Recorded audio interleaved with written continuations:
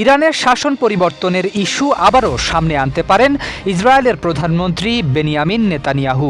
এমনটাই মনে করছেন মধ্যপ্রাচ্য বিষয়ক বিশ্লেষক অ্যালেক্স ভাতাঙ্কা। তার মতে যুক্তরাষ্ট্রের প্রেসিডেন্ট ডোনাল্ড ট্রাম্পকে তেহরানে রেজিম চেঞ্জের পক্ষে রাজি করানোর চেষ্টা করতে পারেন নেতানিয়াহু।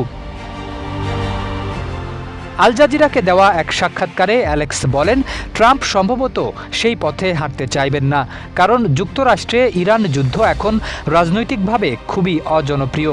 তাই এই বৈঠকে নেতানিয়াহু কতটা সফল হবেন সেটি এখন বড় প্রশ্ন।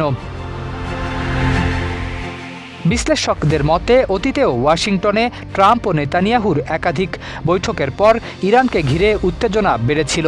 তাই এবারের আলোচনার পর মধ্যপ্রাচ্যের পরিস্থিতি কোন দিকে মোড় নেয় সেদিকেই নজর রাখছে আন্তর্জাতিক মহল।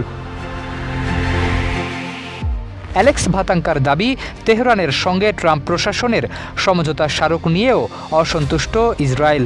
ইসরায়েলি কর্মকর্তারা চান নেতানিয়াহু ট্রাম্পের ওপর চাপ অব্যাহত রাখুন, যাতে ইরানের ব্যালিস্টিক ক্ষেপণাস্ত্র ও পারমাণবিক কর্মসূচির বিষয়ে আরও কঠোর অবস্থান নেয় যুক্তরাষ্ট্র। তবে ট্রাম্প প্রশাসনের বর্তমান অবস্থান ভিন্ন।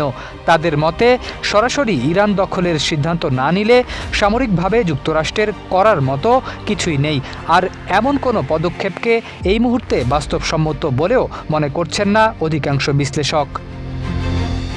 শরীফ উদ্দিন, ইত্তেফাক নিউজ।